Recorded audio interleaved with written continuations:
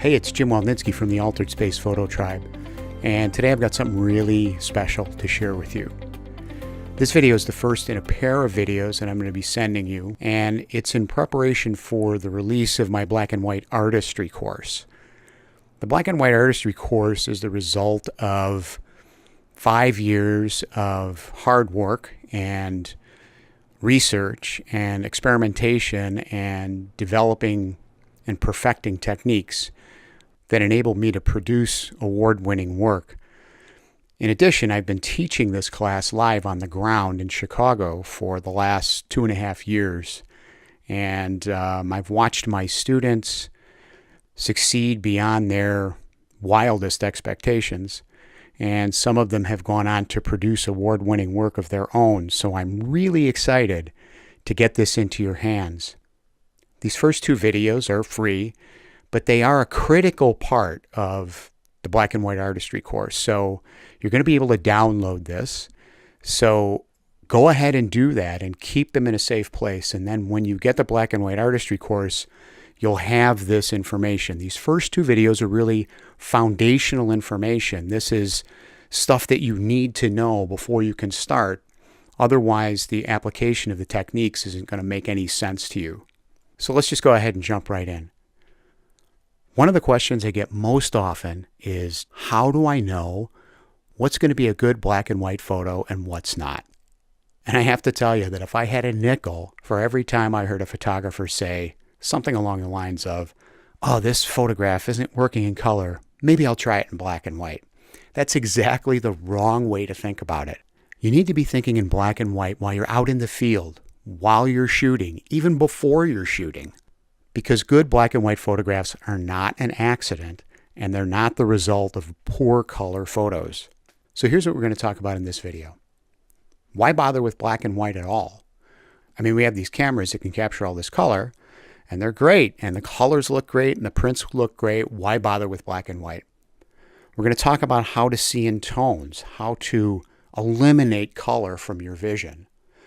We'll talk a lot about the basic principles of black and white photography, and I'm going to share a few of my favorite black and white photographers with you along the way. So why bother with black and white at all?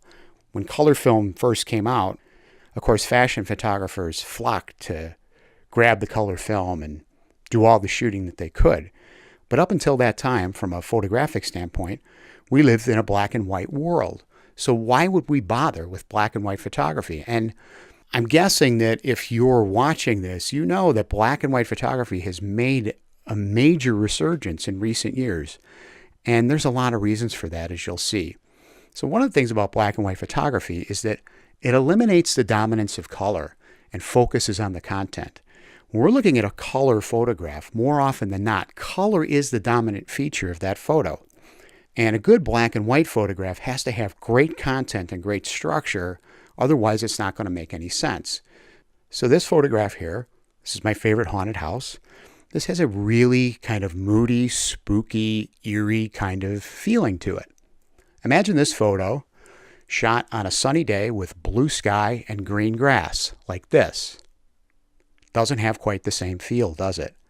But when I was on location shooting this, the photo on the right was what I saw in my head. That's what I wanted. And I knew enough about seeing in black and white to be able to eliminate the color from my mind's eye so that I could get to the photograph on the right. So this is Win Bullock, and that's kind of a disturbing photo. But again, imagine this photograph shot on a sunny day and lots of nice light and lots of green foliage. That figure in the foreground would get lost. In black and white, it becomes the focus of this composition. This is Cole Thompson. If you don't know his work, I would highly suggest that you check it out. He does fantastic work. He's out of Colorado. And I'm guessing that this flower is probably white and pink or purple or magenta. And the clovers are certainly green.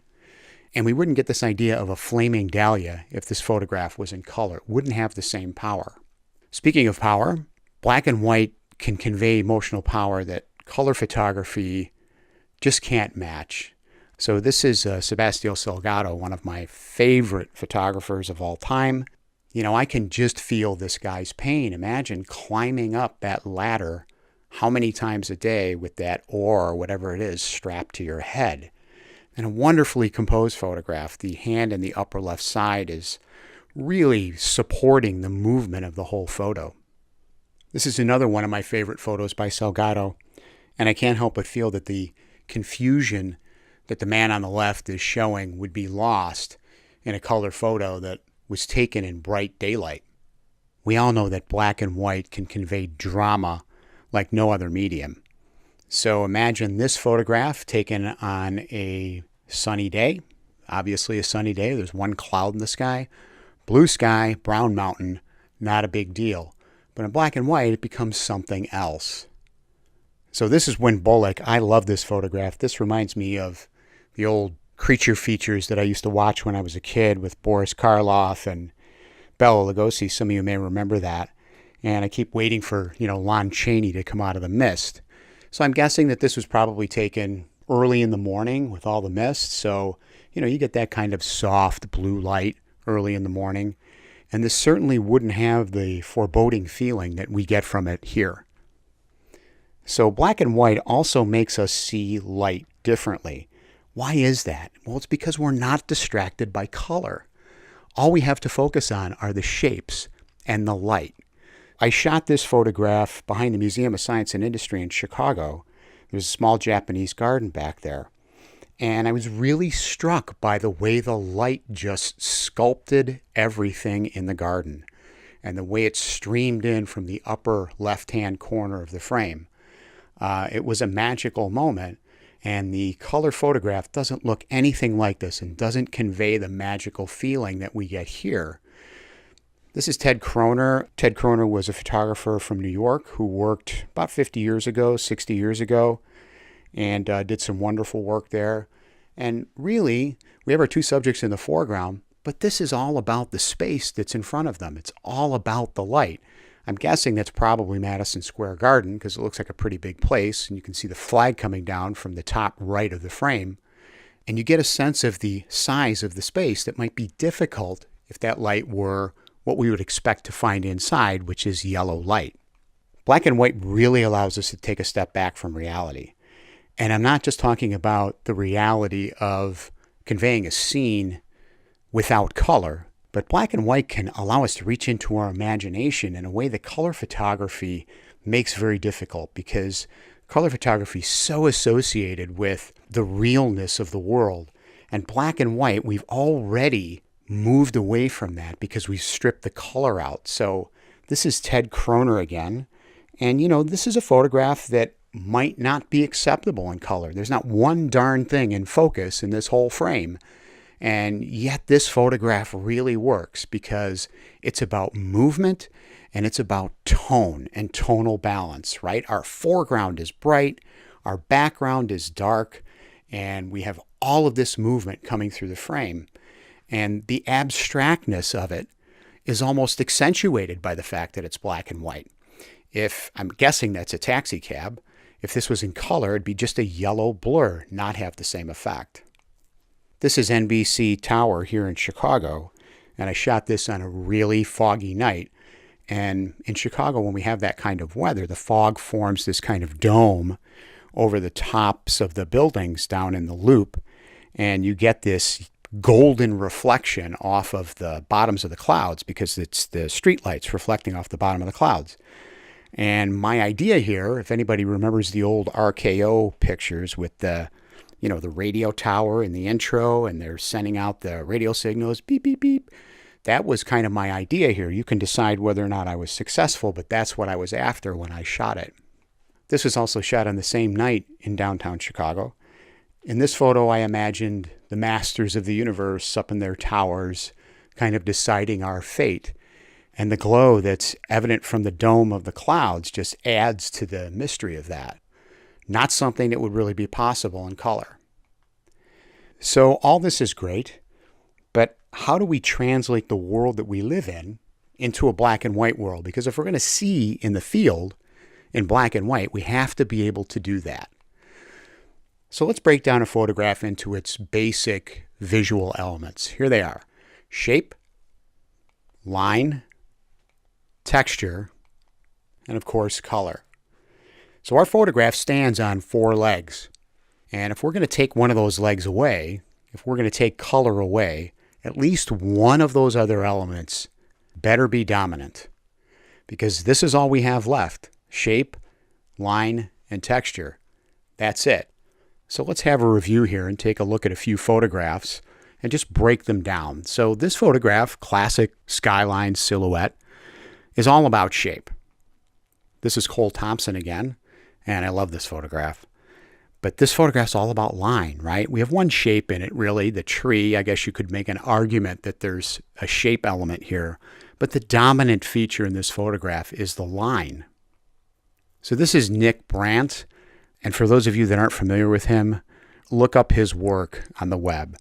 I think Nick Brandt, at least in my opinion, is the greatest living wildlife photographer. And his work is just mind-blowing. This photograph is really all about texture. It's about the texture of the elephant.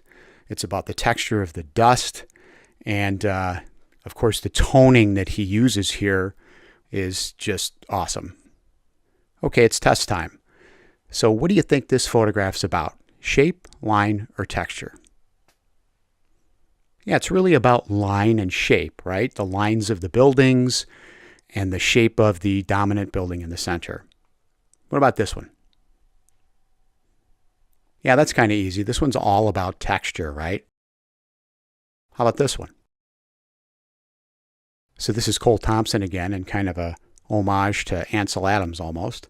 But this is really about line. You could make an argument that it's about shape, but the shapes are really irregular, and I don't think the photograph really stands on the shape.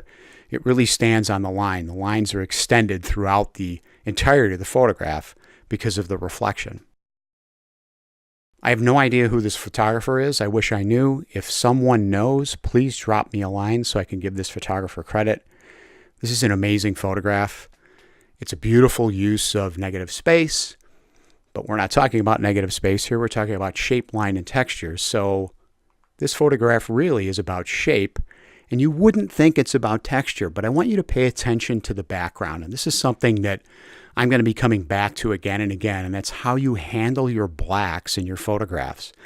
You need to make things dark, but not so dark that it's really black. And if you look closely, that photograph, those blacks, that background has texture, and that texture gives us context for the photograph. If it was pure black, you just have a guy hanging in space, and it wouldn't work. So keep that in mind as we move forward about your blacks. What about this photograph? This is Cole Thompson again. This is really about shape and line. We've got horizontal lines and vertical lines, and of course, the shape of the man, and also the shape of the windows themselves. What about this one? This is a disturbing photograph. This is Angela Bacon Kidwell, and she does this ridiculously imaginative black and white work. And if you've been listening to me at all, you know that I'm really big on imagination in the creative process. So what do we got here? Shape, line, or texture? Yeah, texture and shape. The texture of the shirt over the boy's head is really important. So what about this one? I nearly froze to death on this day. I think the temperature was like -20, no kidding. There is one shape in there, but it's really about texture, and there's one line in there as well, that curved line of the hill, but the photograph's really, in my opinion, about texture. We all know this photograph, this Edward Weston photograph, very famous photograph. So what about this one, shape, line, or texture? I actually think this is all three, which is probably one of the things that makes it an almost perfect photograph.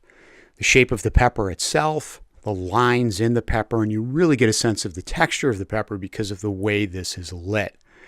And by the way, assuming that this is a green pepper, what do you think this would look like if it was in color? A green pepper stuck in the end of a pipe. Big deal.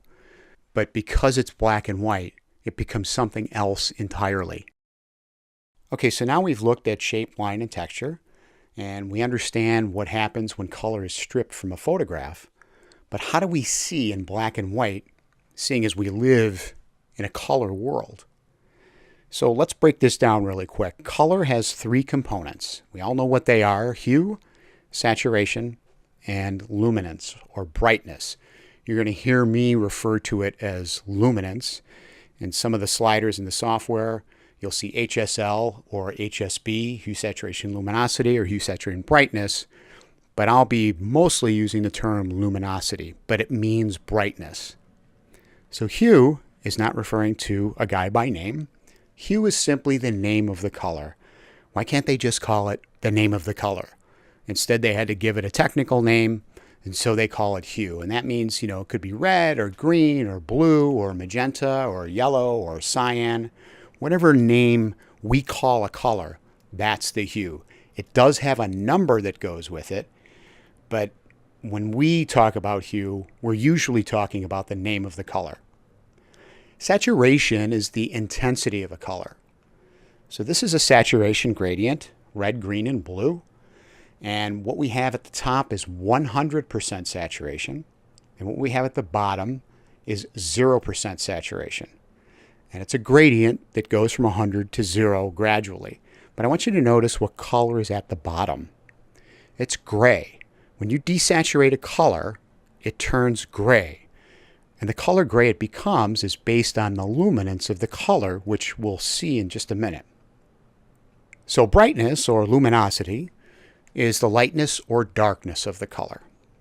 So here is a luminosity graph. At 100% luminosity, the brightest you can get, every color becomes white. At 0% luminosity, the darkest you can get, every color becomes black. Do you see gray in there anywhere? Not really.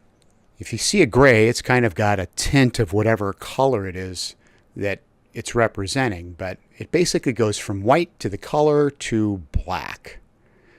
So how do we see tones in a black and white photograph, and how does that relate to the graphs that we just saw? So tones are determined by luminosity, and only luminosity. Now I'm talking about when you're out in the real world. In software, we can bend this rule a little bit, but when you're looking at a scene, the brightness of whatever you see is based on its luminosity. It's based on how much light it's reflecting. And I'm going to prove this to you. So this is a black to white gradient. And there are 255 tones in this gradient from top to bottom. At the top we have black, we would consider that 0. And at the bottom we have white, we would consider that 255. So it's actually 256 tones. So if tones are determined by luminosity, then what does color have to do with it? Hue and saturation out in the field are completely irrelevant to whether or not you are going to have a successful black and white photograph, or at least a good starting place for a black and white photograph. So here we have pure red, pure blue, and pure yellow at 100% saturation. Now, these are the painter's primary colors. We think of red, blue, and green as primary colors, but I'm using yellow here for a specific purpose, which you'll see in just a second. Now, I just want you to ask yourself, which color looks brighter? I suspect that most of you thought yellow. And we think that yellow is brighter because it's a higher temperature color, for one thing. Also, there are psychological associations we make with the color yellow. It's happy, it's open, we think about the sun, and so we like that color. It's a very friendly color. So what would happen if I pulled the color out of this? Watch very carefully. So eventually, it settles into gray. But I hope you noticed that your eyes play a trick on you. And this is one of the ways color can deceive you. Our eyes are built to see black and white. That's why we can see so well in the dark, because nighttime there's not a lot of color. The number of cells in our eyes that see color is very small compared to the cells that perceive lightness and darkness. I'm going to go back and we're going to do this again. And I want you to watch not just how you get ghosting. You'll start to see opposite colors, right? The red square will start to look yellow, the yellow square will start to look red. But also I want you to watch that the yellow square on the right, just for a couple of seconds, looks darker than the other two. Ready? I'm going to count down. 3, 2, 1. Did you see it? Let's go back and do it again. 3, 2, 1. And that's because it takes our eyes a moment to adjust. So color can be really deceiving. So let's take a look at our squares again, and this time I've cut them in half. All 6 squares are at 100% saturation. So what I've done here is I've taken those same squares and I've pulled 75% of the saturation out of the bottom 3 squares. So we have 100% saturation on the top and 25% saturation on the bottom. All I've done is change the saturation. I haven't changed the hue. I haven't changed the luminance. Now I'm going to pull the color out. Watch. They're exactly the same. Even though here they look really different, when you pull the color out, they're the same. So you're going to run across this in the field all the time. That yellow on the top right looks a heck of a lot brighter than that yellow on the bottom right, but it's not. So you need to know that when you're out shooting. Let's take this a step further. So here we have red, blue, and yellow, the same 6 squares, all at 100% luminosity. Now I've reduced the luminosity of the bottom 3 squares, and I've left the hue and saturation the same. So hue and saturation are still at 100%. Luminosity is now at 50%. Now watch what happens when I pull out the color. Can you see? Luminosity makes the difference. Luminosity is what determines the tones in your black and white photograph. Hue and saturation have nothing to do with it. Okay, so just to recap, this is what we talked about. We talked about the unique strengths of black and white photography and why we should bother with it at all. We talked about how to leverage the other parts of your photograph in the absence of color. And we covered a little bit about color theory and how luminance relates to the tones in a black and white photograph. Thanks for watching. If you like this, please share it, please like it, and if you're on YouTube, please subscribe to the channel. You get a free video tutorial every week. This is Jim Walninsky. Be creative and have fun. I'll see you next time.